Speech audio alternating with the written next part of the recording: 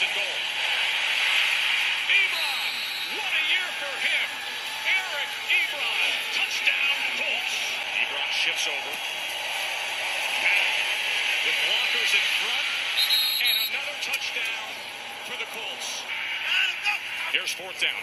They only send 3, drop 8, and it is intercepted. That is Kenny Moore with the pickoff.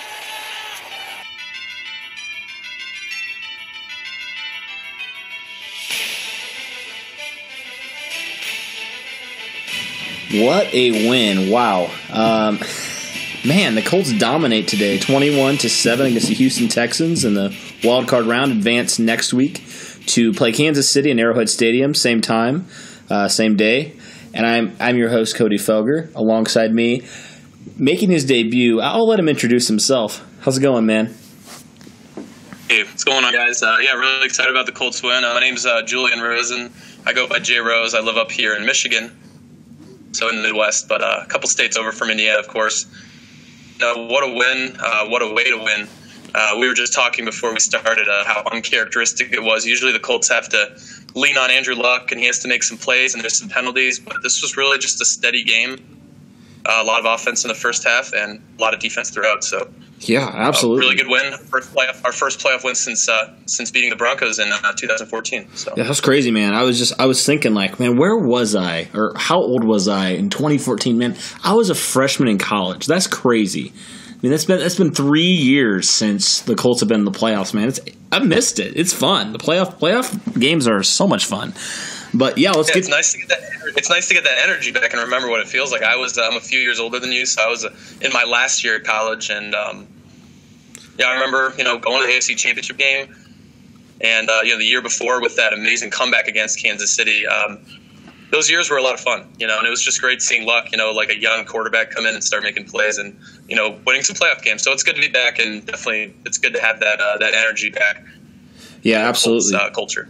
Absolutely. And I wanted to go back to what you were talking about, Julian, about just the way that the Colts won is completely different than what we've ever seen from a Colts team in the Andrew Luck era, really.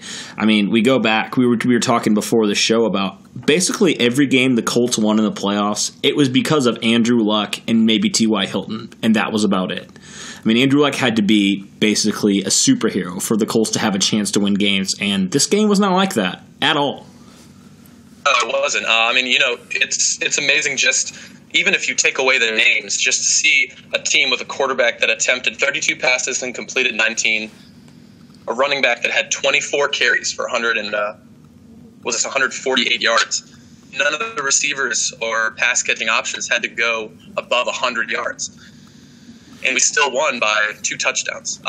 Before it had to be Luck, attempting 42, 45, 46 passes. We had to basically ride him into the sunset and hope that we pulled out the win. And this game was just so controlled.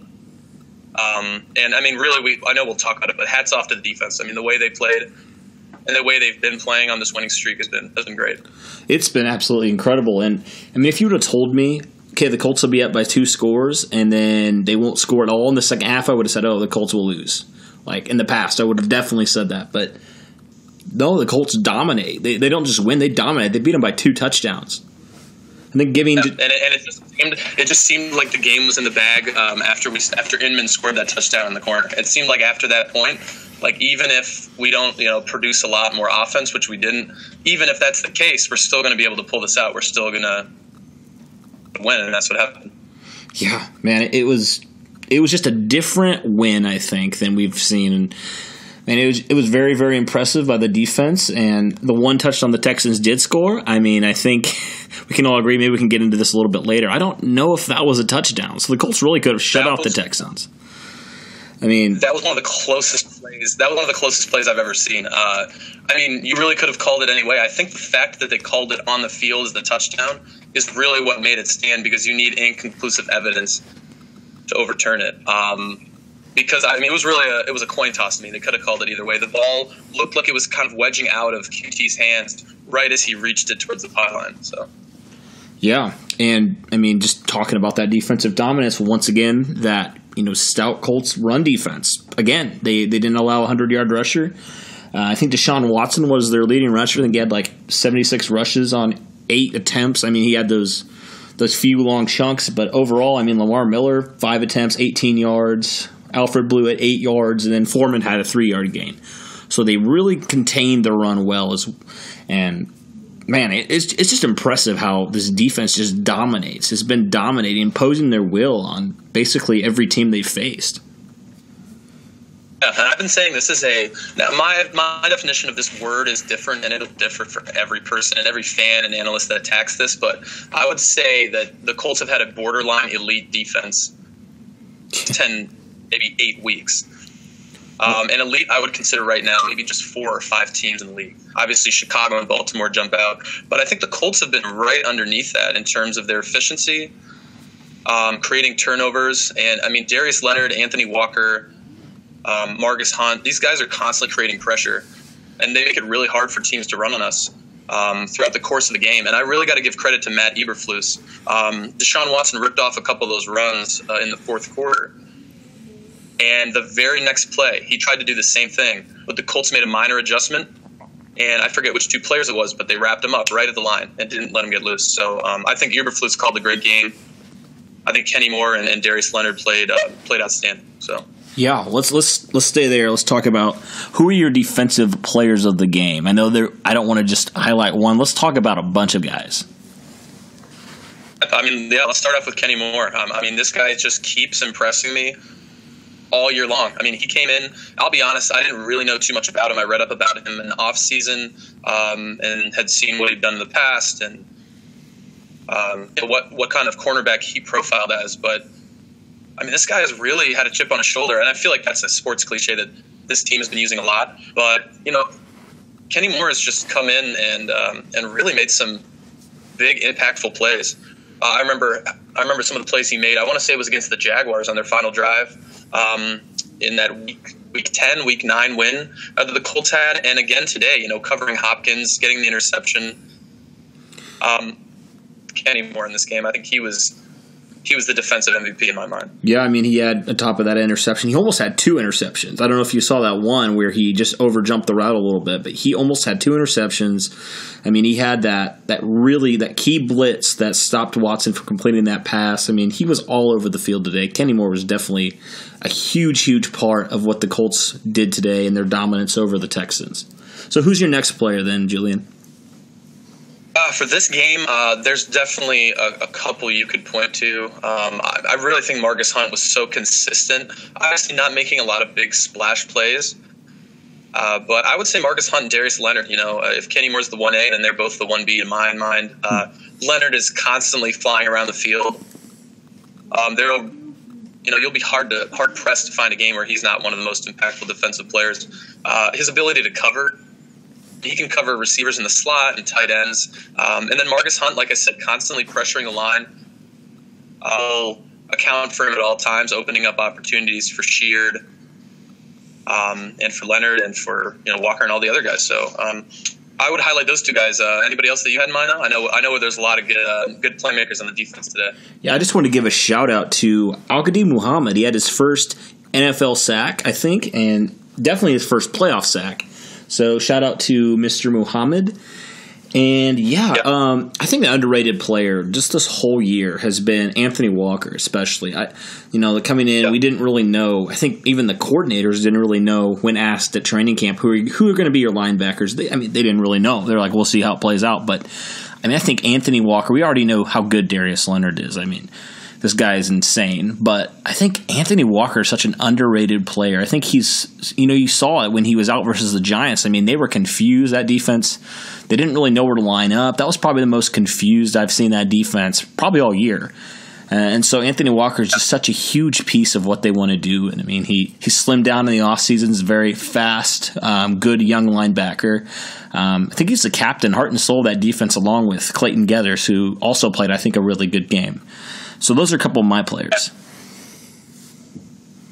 Way to highlight Walker. He's definitely probably one of the next guy I talked about because him and Leonard have gelled so well, really holding down and anchoring that defense. Clayton Geathers, his ability to stop the run and to make really quick reads and plays when the Texans were shifting. And I also want to give a shout out to Son Ridgeway. I think he had some really nice plays. Was able to blow up a couple couple different schemes that the Texans are running in the second half, and he's been a pretty solid role player contributor for the Colts defense this year as well. Yeah, I think he had a half a sack, I believe. He shared it with Grover Stewart. Those guys both played pretty well too. I think Grover Stewart had a pretty solid game against the run and pass as well. Yeah, absolutely. So yeah, I mean, you can't speak enough to the defensive effort and Eberflus as well. I think Matt Eberflus, like I said, adjusting once Deshaun Watson was running, the way he was approaching Hopkins. Hopkins had to scrap for just about every catch that he had. He had that really tight one on the sideline. And the way that they were attacking him, mixing up Desir and Kenny Moore to cover one of the best receivers in the league, Hopkins usually torches us, and we were able to contain him today. So yeah, I mean, talk about a few great signings, under the radar signings by Chris Ballard. I mean, Pierre Desir was just incredible today. I mean, covering the huge task he had to do covering DeAndre Hopkins. I mean, I thought he was stellar today. And then Kenny Moore, we've already highlighted, he's a great player. So those two guys, man, they were great finds by Chris Ballard for sure. Yeah, absolutely. Yeah, and I mean, you just see a nice spread along the defensive stats. A few sacks we were able to pile up, like you said. Kenny Moore coming in on that one. That was one of the most important defensive plays of the game. It was just a steady performance, and the thing about this defense, and I talked to my friends who are fans of other teams in the AFC, whether it's the Ravens or the Steelers or the Broncos or what have you, cared about this Colts defense because this is not the ceiling for our defense. This is more like the floor. I would say the defense is only going to keep improving. The draft picks that we have, the cap space, I wouldn't be surprised to see a couple really key signings this offseason to make this defense go from 12 in the league, top 8, top 7. Absolutely. And I think I saw earlier in the year, the Colts, I think they had the least amount of cap space invested in the entire league in their defense. And I mean, it's I think it's the 11th overall defense. So, credit Matt Eberflus, credit that coaching staff, credit Chris Ballard for finding some very great under-the-radar signings. Man, that defense, man, I don't know how they're doing it. I really don't. It's pretty impressive. It's Moneyball. It's Moneyball just like, that the whole story of the Oakland Athletics on the baseball side of it and what they were able to do and how they were able to get production, solid production, nothing crazy or over the top, but solid production without spending a lot of money. And Chris Ballard, credit to him too. I mean, everybody really deserves it. As far as the main managers and coaches of this team, Eberflus, Reich, Sirianni, and Ballard have all done their part to get us to where we are. With a playoff win, with a defense that was able to, nearly shut out a pretty solid Houston offense. Oh, for sure. And I mean, Deshaun Watson he did not look good today. He did not look comfortable today in his own stadium.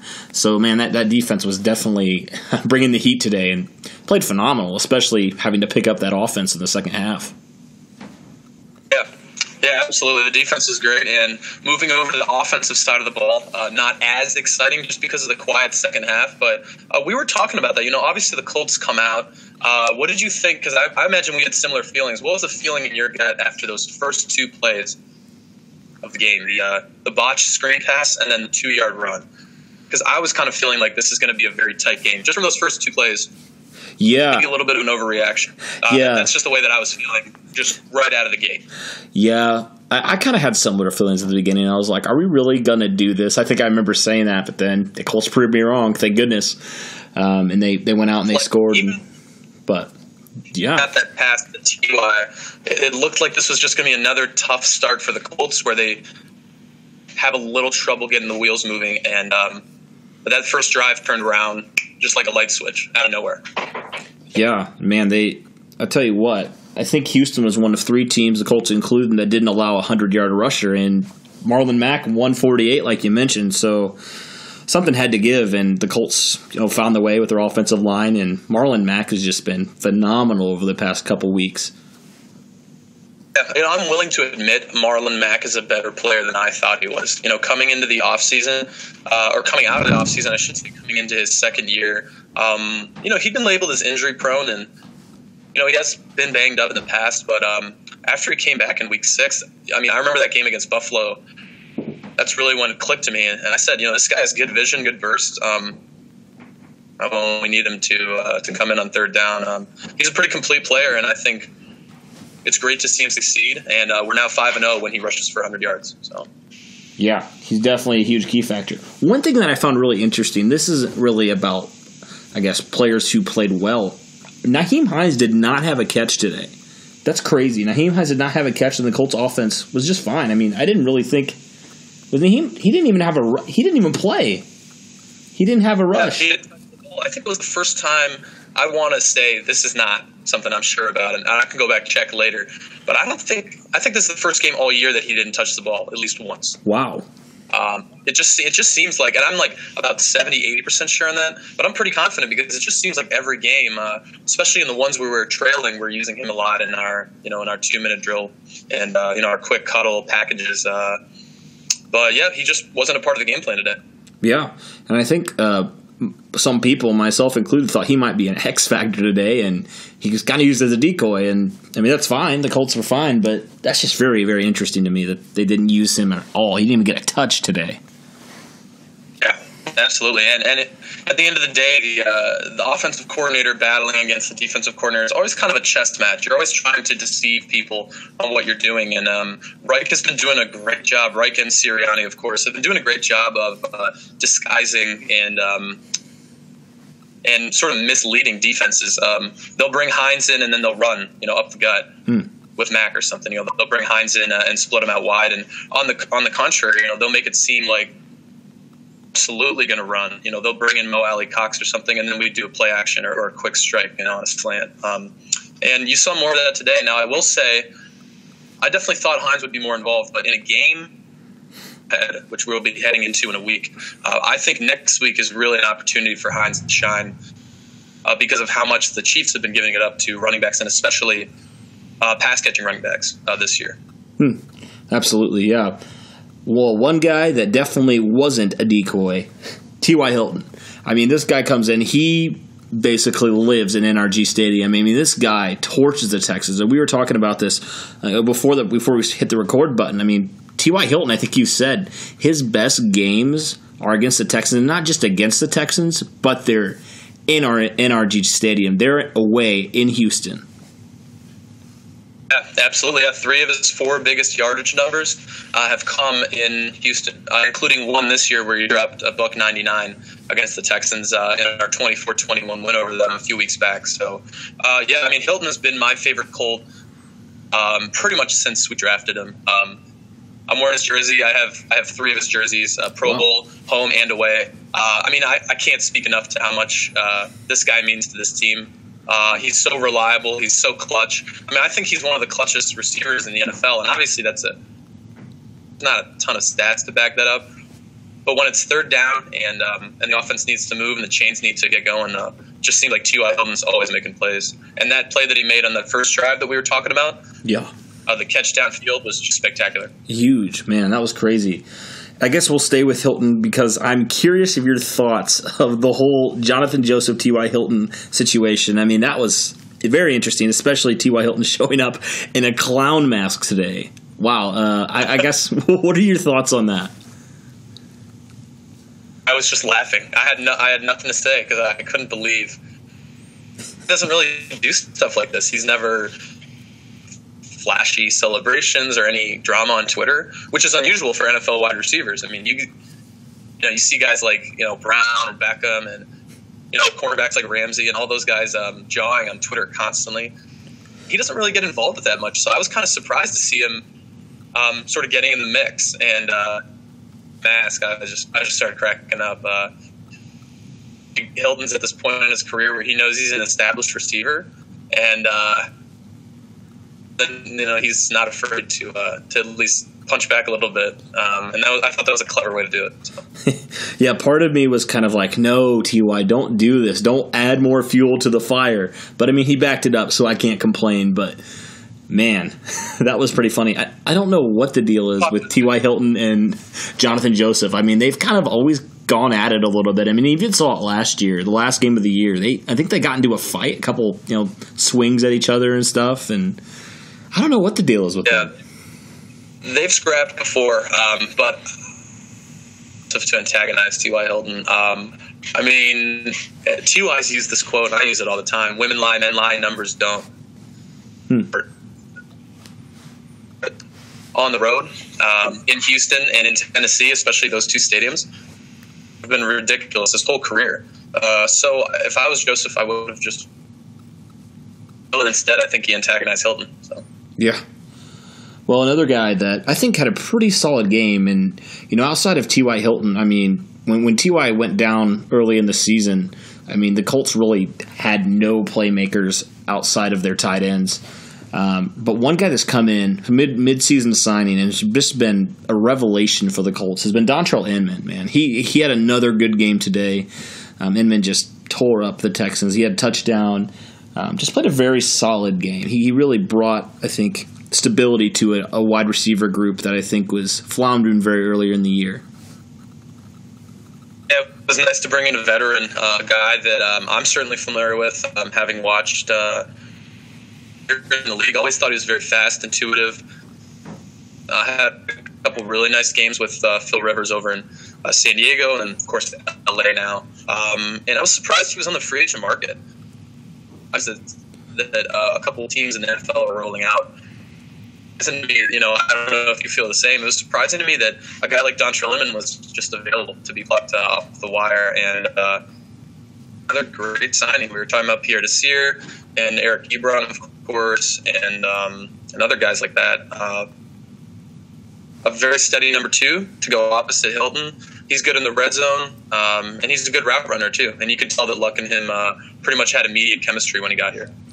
Yeah, it's been so cool just to see the evolution of this team. I guess we'll go from week 1 where they found ways to lose, now to the playoffs or the wild card round where they're finding ways to win. I think that kind of shows maturity from the coaching staff and also the players. It's you can kind of tell they're developing. Yeah, definitely developing, and there's something to be said from a psychological standpoint about that back against the wall mentality. When you're on the ropes and you are just fighting for your season, sometimes people crumble and sometimes coaches don't know how to handle it. But clearly, Reich was on the opposite side and the right side of that coin, where he created that 1-0 mentality. Go 1-0 this week, just win this week, because they were in a pretty much do or die situation. They did drop that one to Jacksonville, but that was it. I mean, that's the only loss they've had during this stretch. And if you would have told me 10 weeks ago that we would have won a playoff game on the road, I would have laughed. Every game, Buffalo, Oakland, Miami, Houston game, Tennessee to close out the season, every game, and of course the Dallas game, the best game of the season, shutting out the Cowboys. Every game just kind of convinced me more and more that this team is legit. Yeah, and I think early on the Colts definitely were struggling on the road. So to back your point, it's like, man, if you would have told me the Colts would go on the road and beat the Texans twice, I would have probably laughed in your face and be like, okay, maybe give me one of those, maybe. But man, yeah, that's insane. So the Colts beat the Texans. Now they're on next Saturday. They're traveling to Arrowhead Stadium. That's going to be a very intriguing matchup. I mean, you got Patrick Mahomes. You got basically the two leaders in touchdown passes. So it could be a very big shootout. I don't know. What are your thoughts on this upcoming game next Saturday? Oh, it's actually funny. I was talking to my friends. I live in Detroit, so they're all Lions fans. They're not really rooting for any team in the playoffs. Not to throw any shade. That's just they were just there to watch and enjoy the games today. And I know Dallas and Seattle is approaching the third quarter here, so we'll get an update on that in a second, maybe. But I kind of went off in my head, and I was like, this is actually the path that I would want as a Colts fan. This is the exact path that I would want. Advancing in the playoffs. I think Houston was the best draw for us in the first round, and I think I would much rather travel to Arrowhead than travel to Foxborough. Oh, no doubt. No doubt, because the Chiefs' defense is very susceptible. Like I said earlier, they're weak against the run.